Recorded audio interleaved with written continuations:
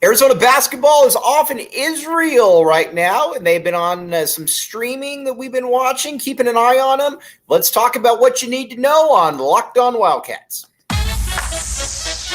You are Locked On Wildcats, your daily podcast on the Arizona Wildcats, part of the Locked On Podcast Network, your team every day.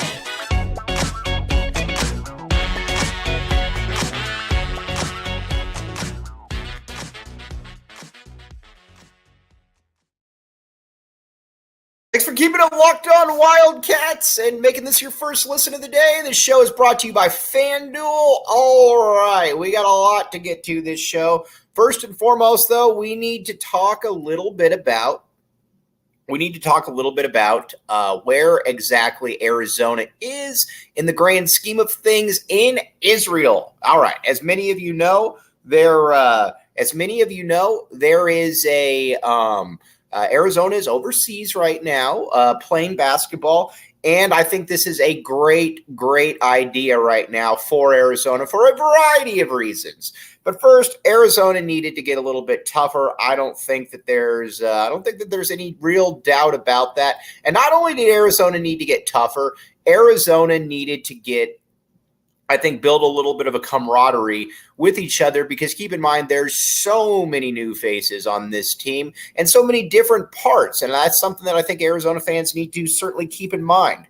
But as far as, the trip goes, we'll just kind of go position by position and kind of what we've seen, what we expect. And that first and foremost is the Kylan Boswell at the point. Now, I think people have gotten a little ahead of themselves when it comes to Boswell and as NBA prospects. I think he'll play in the NBA, but I definitely think he's somewhat limited in how far he can really take this thing, mainly because he's not a great athlete. He doesn't have a great basketball build, but he's a good player. And, I don't think that I'm telling anybody out there anything that they don't already know. But there are some, you look around the league right now and you look at the players and what they look like, and a lot of these guys look totally different than Kylan Boswell. You look at De'Aaron Fox, Damian Lillard. You get my gist. So either way, though, he's been solid for Arizona. And again, I don't need him to be an All-American, but I need him to be an all-conference type player. And I think there's every reason to believe that he can be an all-conference type guy right there. So that's kind of where that is right there. Now, when it comes to Jaden Bradley in practice has been fantastic. I think he's been everything that Arizona wanted. And honestly, I think he's going to be a massive upgrade from Kirk Kriisa. Both these guys are. Bradley's tough. Bradley's physical. Again, I don't know that he's a great pro prospect, but as long as he's in college, he's going to be a problem. Averaged 6-3 last year, obviously at Alabama, and I think you could make the case that Alabama was the most talented team in the country last year, and if they weren't, they were darn near close to it. So there's that. Then Caleb Love has been what Arizona wanted. Jed Fish talked about coming in here and he wanted, or not Jed Fish, I'm sorry, we've been talking football so much. Tommy Lloyd talked about how he needed him to be more, be smoother within the offense. You got a better offense now than the one that Hubert Davis ran, where it was essentially just high pick and roll or clear out and let other players let other guys do their thing. It's a little bit different now, and I think that Arizona fans and Caleb Love fans should understand that, and I think they do understand that. But he's been good. They've been talking about using his left hand more, and I think you're going to notice that. And not only do I think you're going to notice that, I think it's going to pay huge dividends almost immediately. But he's been very efficient so far, and again, he's a player that he just needs to get downhill, and when he gets downhill, he's good to go. But you can't have him dribbling around for 45 seconds, because then it just makes it easier for the defense to be able to game plan for you. Again, you are all smart. I am not telling you anything that you don't already know. So I believe those are going to be your 3 perimeter starters. And if there's not, and if one of those players is not, it's because Pelle Larsson's starting. Now, again, Pelle Larsson is a good basketball player. We've seen that time and time again. He's a good defender. He's a good finisher around the rim.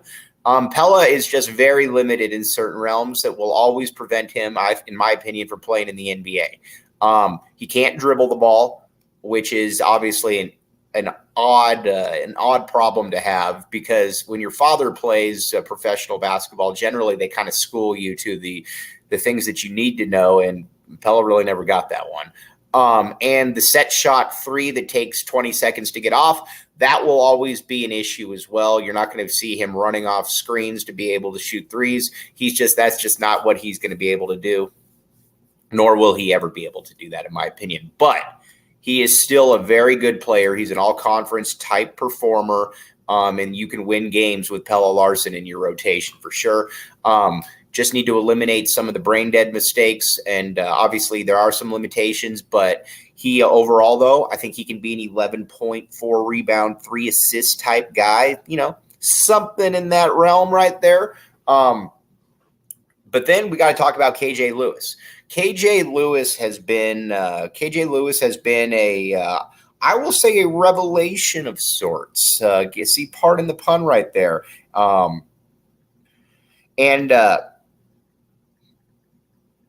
I think that that should not be surprising. It certainly isn't surprising to me. I thought that KJ Lewis was going to come in and be able to play at least some role almost immediately. And I think he's going to do that. He's an athlete. He's a freak, and his skills are definitely better than people I think were expecting from him. Again, he can play. It's just going to be a little bit of a transition period, I think, for him. But this is a player that's going to be a starter at the U of A, and I think he's going to be a multi-year starter. Again, about 6'4", 6'5", well put together, very, very explosive leaper. And not only is he an explosive leaper, he can finish around the hoop. He can do just a lot of different things. We've talked about it before, but I think Jalen Clark is kind of your career mantra if you're KJ Lewis. Play a little bit as a freshman, then really hop into the rotation as a sophomore, and then by the time you're a junior, you're flirting with all-conference status. And under Tommy Lloyd's leadership, I don't believe that there is any reason that he can't do exactly that. As a matter of fact, I expect him to do just that. Because, again, he has a lot of ability to him, and there is a lot to really like what he can do. All right, now, speaking of which, FanDuel. Here's the deal with FanDuel. FanDuel.com/lockedon. Check it out. Right now, we've been telling you from day one, take the over of 5 on Arizona football. It started out at 4.5. That was easy money. I think people are starting to come around to it a little bit. But again, get in there, take the over of 5. FanDuel.com/lockedoncollege. Great stuff there, as you all know. Again, check it out and get yourself a little bit of money and back the A in the meantime. All right. We're going to take a quick little break. We're going to come back. We're going to continue breaking down some of these players. Thanks for keeping it locked on Wildcats and making this your first listen of the day. I am your host, Mike Luke. All right, now, let's talk a little bit about the front court. Well, actually, no. Let's talk Philly B first. All right, Philly B during the FIBA games was a little bit of an eye opener. He was aggressive. He was looking to get his own shots. We like that. Philly B is another dude that's just a little limited. I don't necessarily see him playing this year, but he's also not a lost cause. And at worst case, he's a good practice player. That's kind of what I see Philly B's role this year. When it comes to Paulius Morauskas, I don't know what to expect, to be honest with you. I think that people probably got a little bit ahead of themselves. but I do think that he will have a role. I don't know if it's this year or next year. I think he's got to be patient with everything. But if he's patient with everything, I think there's every reason to believe that he can be a contributor because he's got some pretty good natural skills, and he's naturally more gifted than Philly B. As much as we like Philly B on this show, he's a little bit more gifted than Philly B. So you got to keep that in mind. Okay, now to the front court. Here's where it gets fascinating. By front court, last year we had the Four Peaks big men. Now, next up, let's talk about who those guys are. This new unit. First is Keshad Johnson. Keshad Johnson, I think, is exactly what Arizona needed to a T. Arizona needed to get tougher. Arizona needed to get better players on the inside, guys that really want it. Again, Azuolas Tubelis was a very good basketball player, but Azuolas was soft. Azuolas didn't want the ball in big moments. He didn't, and that generally played itself out.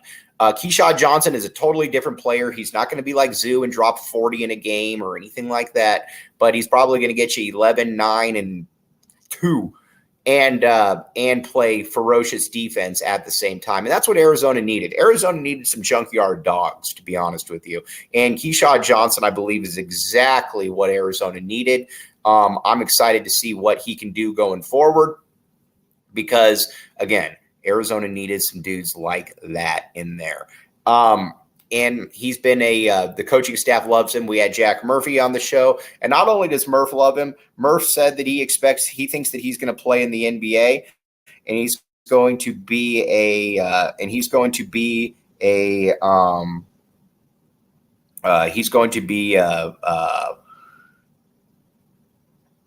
a real, how do I put this? He's going to be a real difference maker for this squad. Now, next to him then is Oumar Ballo, leader of men, Oumar Ballo. Oumar Ballo is he's definitely a little overweight right now. I mean, he came back here, which is a little disappointing. Definitely packed on a few pounds. And for a player like that you always got to worry about the body type, I think that was probably a little disappointing. But he'll be back in shape by the time the season starts. Oumar, I don't believe is an NBA player, nor do I believe he'll ever be an NBA player. But I also think that Oumar is a very good college player who, when he plays with balance, he can be a very good player. It just takes him. There's nothing quick twitch about Oumar. Again, I don't think I'm really breaking any news. There's just nothing quick twitch about Oumar Ballo, which is always going to limit him to a certain extent. But last year he was 14-8. I don't know why he can't be 14-8 again.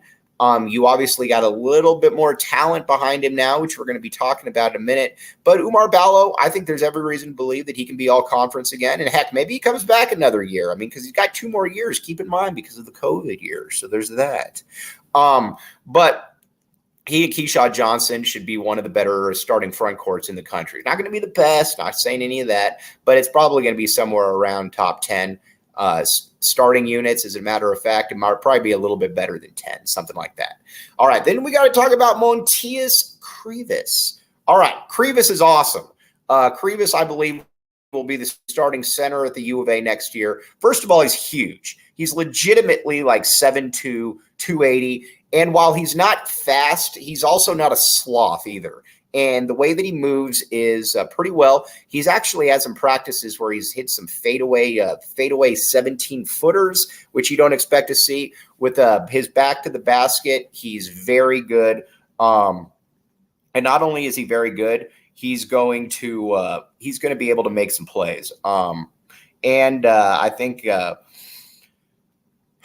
I think that there's a lot to like about what he's going to do. As a matter of fact, I think he's got a higher upside than Oumar Ballo.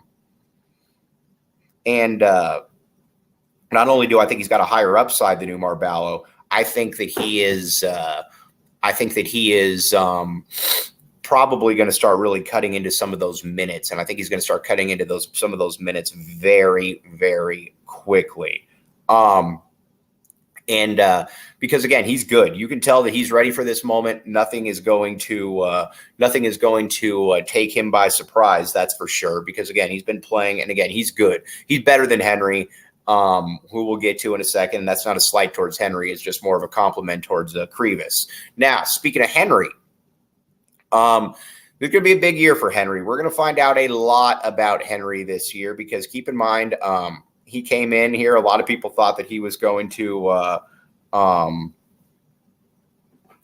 A lot of people were telling me that he was going to come in here and be a one and done, two and done type guy. You could just tell the American game was just too fast for him. I mean, again, I think that he wasn't really ready for it. And again, he's going to be a long time project. I think there's going to be certainly some things to keep in mind when it comes to him. But overall, I think he can be good. I just don't know if he's long picture going to be here. But there are some things to like. Mainly, he can block shots. He can run pretty well. But you also wonder just how much is he really into basketball? Again, I'm just speculating. I don't have any insight on that. But this year is going to be huge for Big Henry. And then our guy, Dylan Anderson. I think a lot of people are going to. See that Dylan Anderson is better than most people think. Dylan Anderson's got some skills. You've seen the 3-point videos. You've seen him with the ability to make. I don't want to say make plays off the bounce because Dylan's never going to make plays off the bounce, but. You've seen he's strong. I think that he can contribute this year, and personally, I think he's better than Henry. We will find out there. We'll find that one out though here fairly quickly. But Dylan, I think, has made some real leaps, and not only has he made some real leaps, he's also made the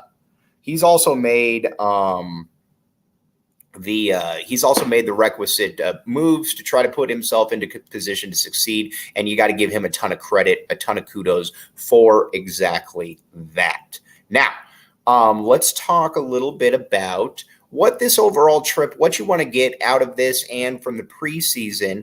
But let's take a quick break and we'll be right back with you.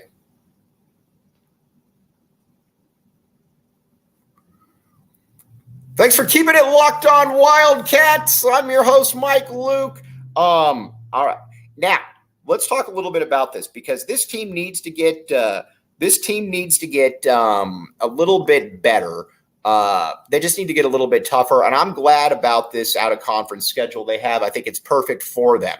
First, you got Israel, obviously, which is great. Then you got this out-of-conference schedule, which is a bear, to be honest with you, and we like that. One of my biggest pet peeves with Sean Miller is that he didn't like scheduling hard. Now, again, he would generally say that, well, it was nobody else wanted to schedule hard. Nobody else wanted to schedule hard. And not only everybody wanted to schedule hard, but at the same time, it just is what it is. Tommy Lloyd came in here and said, we're not going to have a hard time scheduling hard. And guess what he did? He did exactly that. All right. First thing is you got Duke. You're going into Cameron Indoor Stadium. And not only are you going into Cameron Indoor Stadium, you are going into Cameron Indoor Stadium for a team that's probably going to be ranked preseason number 1. And I think Arizona can win this game. I really do. I think there's every indication that Arizona will surprise some people this year. I think this is going to be Tommy Lloyd's best team. It's going to be a physical team. And I think Arizona can 100% win this game. Caleb Love going back into Cameron is all kinds of fun. Is it not? Is it not? Is it not? Okay. So there's that. Then you got Purdue. You got Zach Edey up front. Now, I think Purdue is massively overrated, as I think the Big Ten is massively overrated. And when it comes to athletics, but Purdue obviously is going to be very good during the regular season as you return the best player probably in college basketball. But the other 4 guys that look like me are not going to cut it. I think Arizona wins that game. Then you got Michigan State. I think Michigan State is going to be the best team in the Big Ten this year. They are solid. They're going to be very solid. This is probably Izzo's best team in a little while. And not only is it his best team, I think it's a team that he feels very comfortable can go deep. So there's that. Then there's Wisconsin. Then there's Alabama. Just a multitude multitude of different opportunities right there for different schools to be able to, or for Arizona to be able to get tougher going into conference. But again, that's what I like about Tommy Lloyd. Tommy Lloyd's schedule's tough. And we're going to talk about that tomorrow. And will that continue in the Big 12? Because keep in mind, the Big 12 is a little bit different than the Pac 12 in that you actually have really, really good basketball teams right there. Across the board. But I think with Tommy Lloyd, I think he wants to play good teams, and I think that's something to definitely applaud him for. But we're going to talk more about that tomorrow, and we'll have some more evals because again, there's going to be more games. Keep in mind, you can stream these games as well. But as always, thank you a ton for keeping it locked on Wildcats and making this your first listen of the day. As always, this show is brought to you by FanDuel. We'll be back with you tomorrow. Again, we're going to be talking more about Tommy Lloyd's scheduling and what to expect from this Arizona basketball team. Hint, I think you can expect a lot of good stuff from this squad. We'll be back with you tomorrow. Have a great rest of your Thursday.